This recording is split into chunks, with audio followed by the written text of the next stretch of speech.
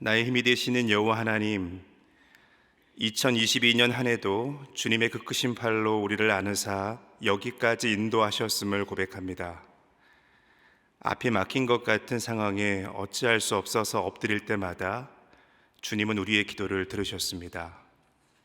내가 슬플 때마다 위로의 사람들을 보내주셨고, 주를 사랑하며 동역하는 이들과 주님께서 우리에게 주시는 기쁨을 2배로 나누게 하셨습니다. 인생길 걸을 때 분명 낙담하고 고통으로 신음할 때 있지만, 그런 내게 시선을 떼지 않으시는 주님 계심을 믿기 때문에 함께 울고 웃으며 믿음의 세겹줄로 묶인 믿음의 사람들이 있기 때문에 기쁨과 감사로 또 새로운 한 해를 소망으로 기다릴 수 있습니다. 새로운 한 해도 예수님의 사랑이 바다 물결같이 내 영혼 온전히 덮어주시고 한량없는 영광과 기쁨이 넘치게 하여 주옵소서. 차고 넘치는 은혜의 물결로 슬퍼하는 이들을 위로하게 하시고, 생명을 나누고 풍성히 채우는 일에 내 발걸음이 항상 향할 수 있도록 성령님 충만케 하여 주옵소서. 주님 앞에 엎드리는 이 기도의 자리, 은혜의 소낙비가 내리는 이 기도의 자리를 더욱 사모하며 건강하게 이 자리 지키는 기도의 용사들 다 되게 하여 주옵소서. 한 생명을 귀히 여기시는 아버지 하나님, 올 겨울은 여느 때보다 춥고 경제적으로 불안하여 위축된 상황을 보내고 있습니다. 그렇지만 내 주변엔 이 추운 겨울을 어떻게 보내야 하는지 걱정과 염려로 밤을 지새우는 이들이 많음을 알고 있습니다. 간절히 기도하기는 예수님 닮아 한 생명을 존귀하게 여기는 우리 신앙인들의 마음까지 위축되지 않도록 긍휼의 마음을 부어주시기를 기도합니다. 예수님께서 오병이어를 가지고 축사하사 제자들의 손을 통하여 그 모였던 모든 자들을 배불리 먹이셨던 것처럼 오늘도 우리들의 손을 통해서 이 생명의 떡을 나누게 하실 줄 믿습니다. 긍휼의 마음과 순종 그리고 믿음으로 이 생명을 살리는 주님의 사역에 동역하는 기쁨이 우리 가운데 충만하게 하여 주옵소서. 저 북의 동포들을 생각할 때도 기도하지 않을 수 없습니다. 올해도 이 추운 겨울을 어떻게 보내게 될지, 세계 경제 위기 속에 북한의 사정이 더욱 좋지 않다는 것을 듣고 이들의 비참한 현실을 잘 알지만도 어떻게 할 수 없는 상황이 너무 안타깝습니다. 아버지 하나님, 올 겨울도 저들을 보호하여 주옵소서. 저들을 구원할 하나님의 계획과 섭리가 있음을 믿습니다. 지금은 기도밖에 할 수 없지만 그 기도가 구원의 물꼬를 트게 할 것을 분명히 믿습니다.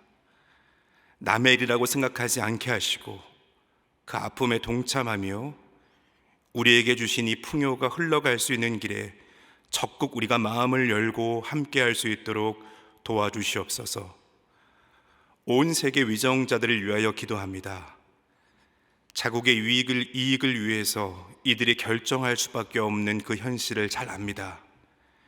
그러나 그 방법이 전쟁과 폭력이 되지 않게 하여 주옵소서. 약육강식의 자연법칙이 불변의 진리인 것처럼 여기면서 약하고 힘없는 자들의 희생을 당연한 것으로 여기는 결정이 되지 않게 하여 주옵소서. 하나님께서 이들에게도 주신 그 선한 양심이 화인 맞지 않게 하시며 자신의 안위를 위하여 그 자리에 있는 것이 아니라 그 자리에 세우신 하나님과 백성을 두려워하며 날마다 겸손함으로 심사숙고하여 결정을 내릴 수 있도록 은혜를 주옵소서. 위정자들 중에는 신앙인들이 있습니다. 다니엘처럼 창을 열고 기도할 수 있는 자들이기를 간절히 소망합니다. 정의와 공의가 마르지 않게 하실 주님이심을 믿고 여리고 성과 같은 현실 앞에서 주님께서 그 성을 돌라고 하실 때 돌고 외치라고 하실 때 함께 소리 높여 외칠 수 있는 이들이 되게 하여 주옵소서. 더욱 담대함을 주시고 하나님을 경외하며 하나님께서 맡기신 그 귀한 사명들 잘 감당할 수 있는 영적인 다니엘 되는 신앙의 위정자들 되게 하여 주시옵소서. 자신에게 모여든 큰 무리를 항상 긍휼히 여기신 예수님의 모습을 우리가 기억합니다. 주의 옷자락에 손을 대어도 낫겠다는 그 간절한 심정으로 오늘 주 앞에 엎드려서 간절히 주님의 이름을 부르는 우리 소망의 성도들의 그 기도를 주님 들으시고 긍휼히 여겨주시고 그 간절함에 응답하여 주옵소서. 예수 그리스도의 보혈로 온갖 병에서 깨끗이 낫게 하여 주시옵소서. 생명의 원천이 우리 주님께 있음을 믿사오니 죽음의 그림자, 절망과 두려움의 늪 앞에서 굴복당하지 않도록 우리의 믿음의 근육을 더욱 단단히 하여 주시옵소서. 주님, 이제 생명의 말씀 앞에 섭니다. 주의 말씀은 내 발의 등이요 내 길의 빛이 되심을 기억하며 주의 말씀을 내 마음의 중심에 두게 하여 주시옵소서. 살아계신 나의 주님을 더욱 신뢰하는 힘을 공급받는 이 말씀의 시간 되게 하여 주옵소서. 오늘도 내일도 여호와의 날이 날선 심판의 날이 아니라 회복과 구원과 영생의 날로 우리가 소망으로 기다리는 그런 날이 될 수 있도록 주님 우리의 영혼을 깨워주시고 주님께로 돌이키게 하여 주시옵소서. 지금도 살아계셔서 우리와 언제나 함께 하시는 우리 구주 예수 그리스도의 이름으로 기도하옵나이다. 아멘. 오늘 하나님께 주신 말씀은 에스겔서 29장 17절에서 30장 5절까지의 말씀입니다. 에스겔서 29장 17절에서 30장 5절까지 말씀입니다.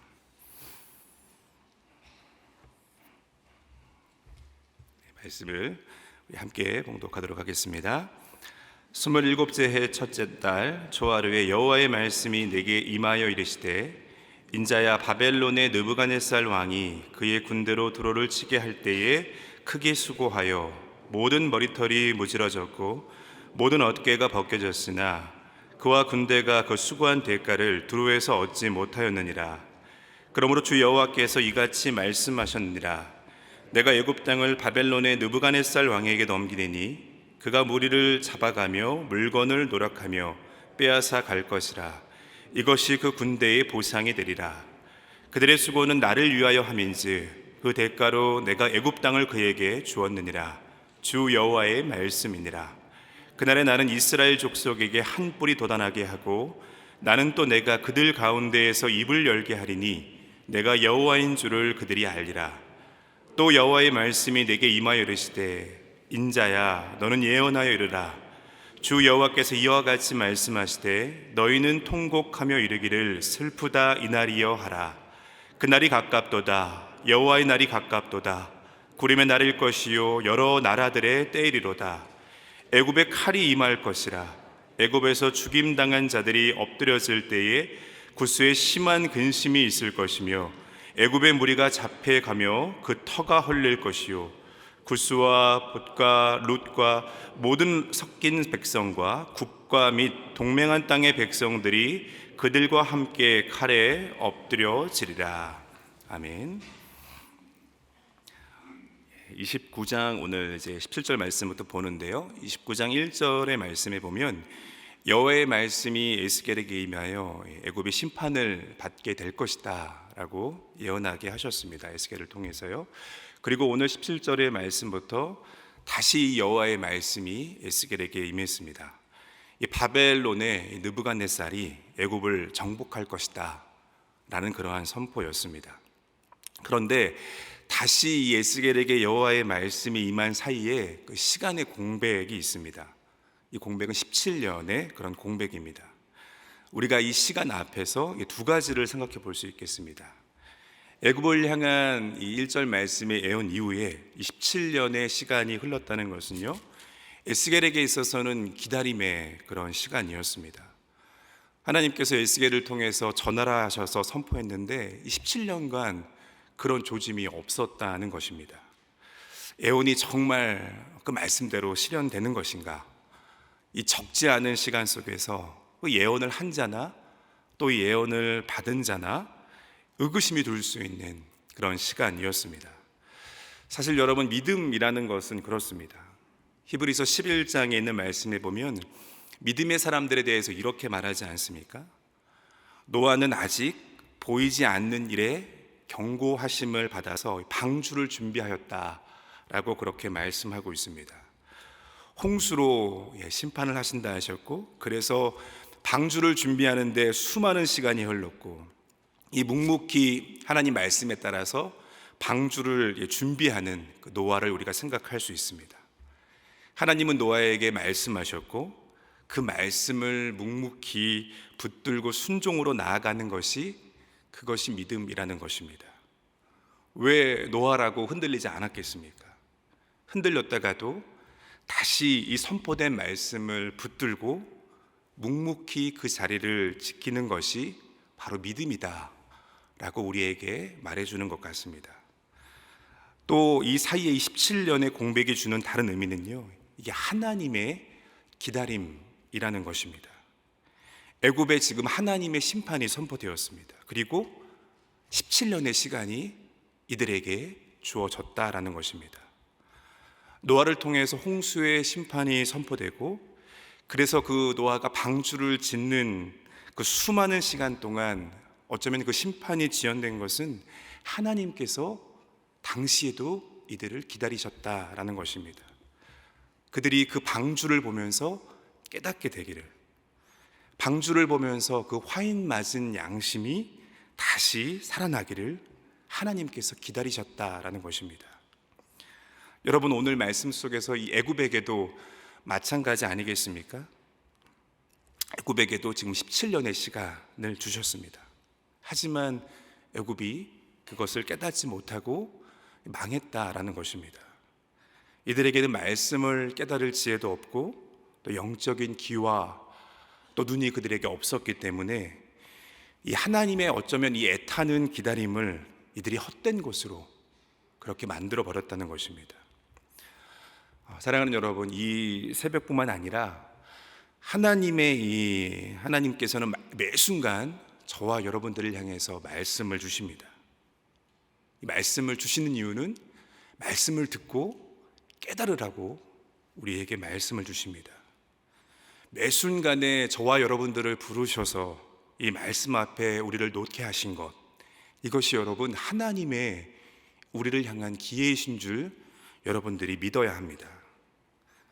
때로는 왜 말씀대로 이루어지지 않습니까?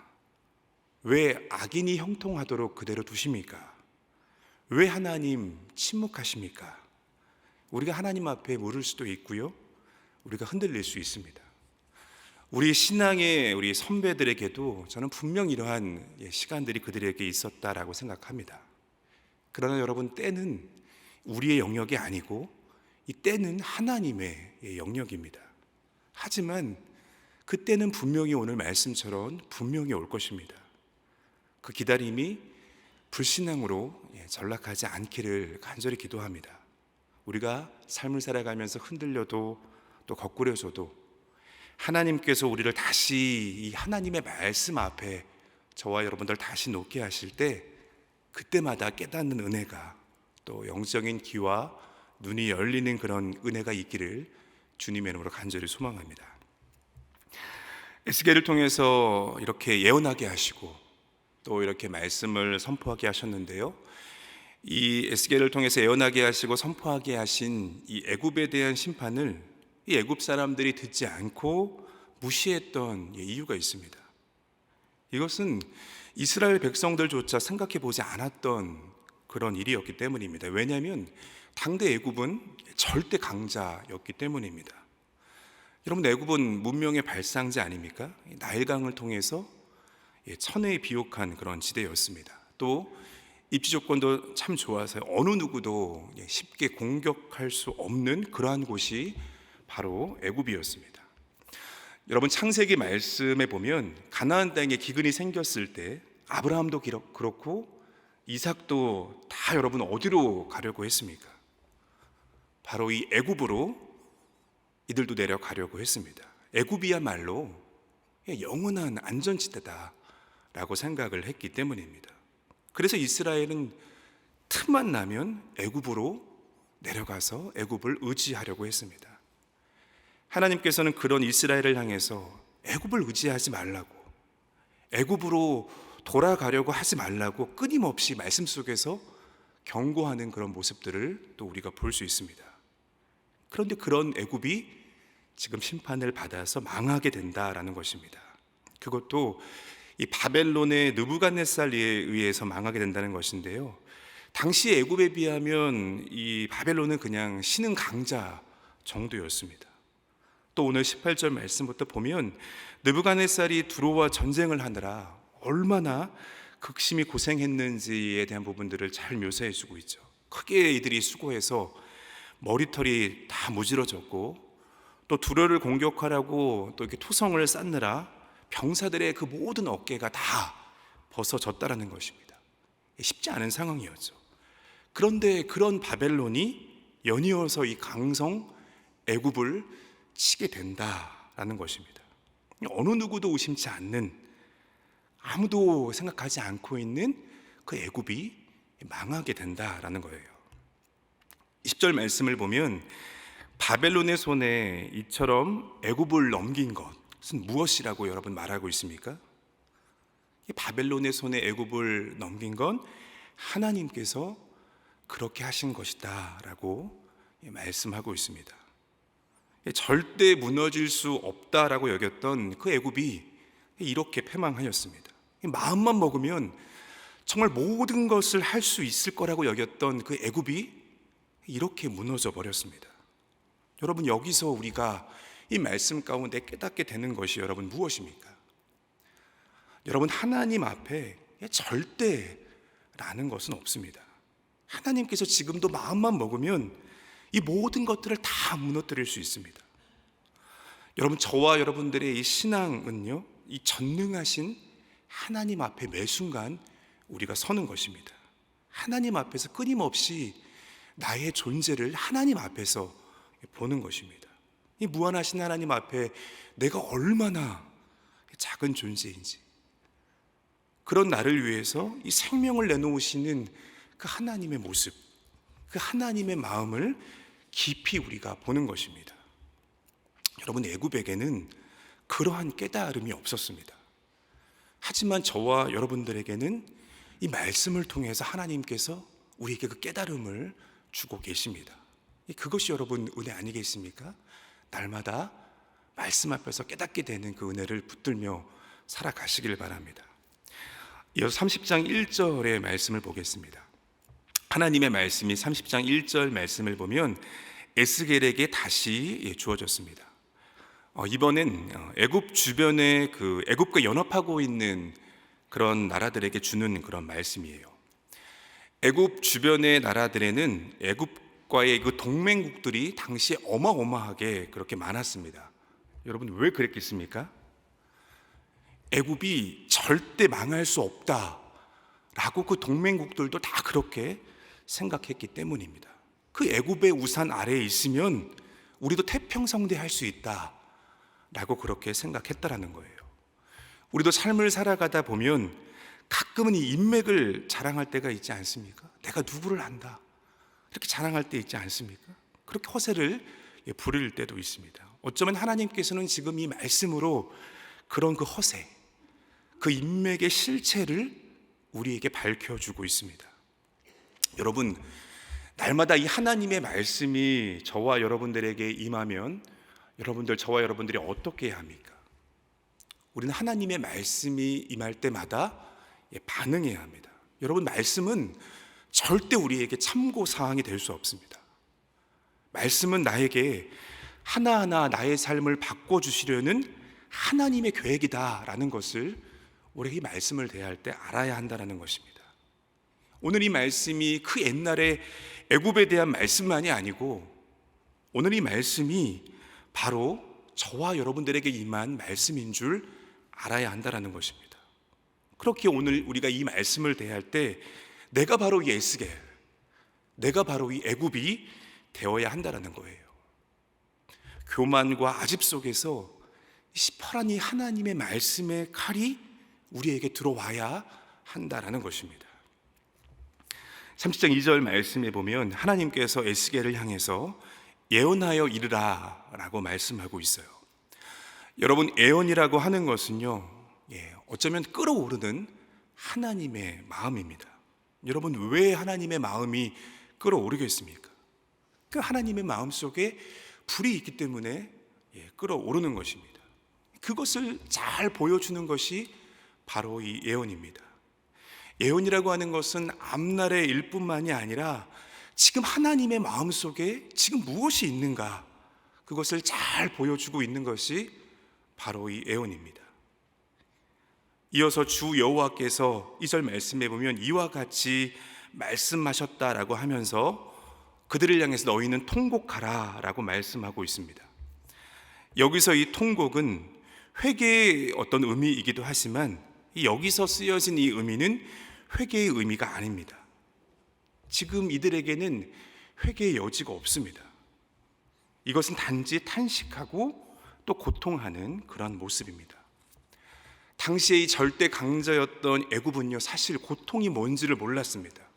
왜냐하면 태평성대가 영영 있을 거라고 여겼기 때문에 이들은 고통의 의미를 잘 몰랐습니다. 그런데 그러한 그들에게 엄청난 재앙과 고통이 찾아왔다라는 것입니다.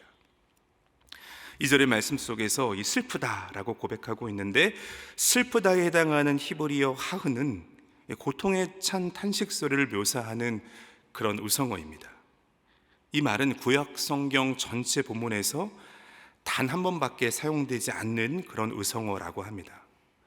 이 말은 이러한 고통이 애굽에게 또 동맹국들에게 지금 주고 있는 이러한 고통이 전에도 없었고 후에도 없을 것이라는 그런 표현할 수 없는 고통을 단적으로 보여주는 그런 말씀입니다. 애굽이 무너지는 고통, 이 고통이 그 동맹국들에게도 그렇게 다가왔다라는 것입니다. 사랑하는 성도 여러분, 이러한 고통이 오기 전에 우리가 여러분 해야 할 일이 있다면 그것은 무엇이겠습니까? 그것은 말씀을 날마다 깨닫게 해달라는 우리의 그 간절한 그 부르짖음입니다. 여러분, 하나님의 때, 하나님의 그 심판의 때는 아무 경고 없이 우리에게 그렇게 주어지지 않습니다. 끊임없는 경고의 말씀들을 우리에게 주십니다. 그리고 하나님께서 기다려 주십니다. 하지만 여러분, 그 때가 오면 그때는 더는 기회가 없을지도 모릅니다. 그리고 그때는 우리도 잘 알고 있는 것처럼 그 누구도 알 수 없습니다. 애굽과 동맹국들이 탄식하여도 지금 이 더는 돌이킬 수 없는 그때가 온다라고 말씀하고 있는 거죠. 이것은 또 우리가 이 복음을 전하는 것을 오늘도 늦추거나 포기할 수 없는 그런 이유가 되기도 합니다. 이어서 우리 3절의 말씀을 30장 3절의 말씀을 함께 읽겠습니다. 그날이 가깝도다, 여호와의 날이 가깝도다, 구름의 날일 것이요 여러 나라들의 때이로다. 여기서 날이 3번 나옵니다. 구체적으로 임하는 그때를 말하고 있습니다. 그 날을 이렇게 점층적으로 표현하면서 더는 피할 수 없다라는 것을 보여주고 있는 것이죠. 그 날은 여호와께서 일어나시는 날이고요, 여호와께서 펼치시는 날, 그 말씀처럼 구름이 정말 빽빽하게 하늘을 채우는 그런 날이라는 것입니다. 이러한 구름의 날은 선지서에서 몇 번 언급이 있습니다. 그때마다 이 구름의 날은 하나님의 심판이 있어서 두려운 날로 묘사되고 있습니다. 애굽은 아마 한 번도 이러한 날이 그들에게 올 것이다 라고 그렇게 생각하지 않았을 것입니다. 애굽에 이러한 칼이 임할 것이라고 아무도 생각해 보지 않은 그런 날이라는 거죠.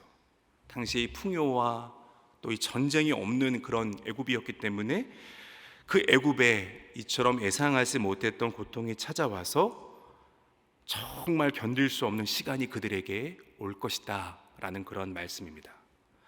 하지만 여러분, 이 말씀을 또한 우리가 반대로 생각하면 여호와의 날은 애굽이 심판을 받고 하나님의 백성들이 반대로 회복되는 그런 날이기도 합니다.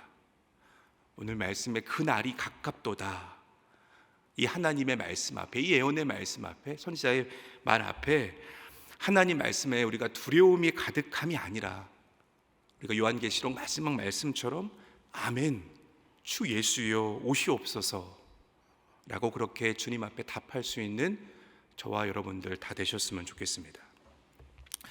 여러분, 애굽에는 고통도 없고 항상 풍요하고 아무 문제가 없었던 것 같지만 우리가 하지만 말씀 안에서 애굽이 흔들릴 때가 있었다는 것을 또 우리가 알 수 있습니다. 그건 바로 이스라엘 백성들의 그 출애굽 때입니다. 이스라엘 백성들을 하나님의 말씀대로 보내주지 않는 그 강팍한 그 파라오로 인해서 그들의 그 장자들이 다 죽는 그런 산모의 그 고통을 이 애굽의 백성들이 겪었습니다. 이 10가지의 그 재앙들을 겪으면서 이 애굽의 백성들이 하나님의 하나님 되심을 눈으로 보고 이들이 경험을 통해서 그 하나님의 존재를 알았습니다. 우리가 우리 30장 말씀을 29장 말씀을 읽었지만 29장, 30장, 31장, 32장 다 애굽에 대한 심판에 대한 말씀입니다.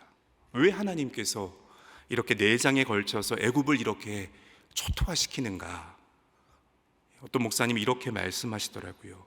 이들이 하나님을 모르는 백성이 아니기 때문이라는 것입니다. 하나님의 하나님 되심을 목도했으면서도 가진 게 많아지니까 이 정도면 괜찮은데 왜 내가 하나님을 믿어야 하는가? 교만하고 목이 곧은 이들을 향해서 어쩌면 또 한 번의 산모의 고통과 같은 심판을 이들이 다시 맞게 되었다라는 것입니다. 그런데 이때는 애굽만 망한 것이 아니라 그들과 동맹을 맺은 나라들도 동시에 망하게 되었다라는 것입니다. 그래서 본문 5절에서 말씀하고 있죠.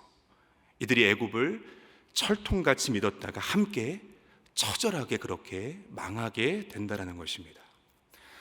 사랑하는 성도 여러분, 오늘 이 말씀을 저도 이렇게 묵상을 하고 또 이 설교 말씀을 준비하면서 요한복음 3장 17절의 말씀이 또 함께 묵상이 되었습니다. 하나님이 그 아들을 세상에 보내신 것은 세상의 심판이 목적이 아니었습니다. 그로 말미암아 예수 그리스도로 말미암아 세상이 구원을 받게 하려 하심이었다라고 말씀하고 있습니다.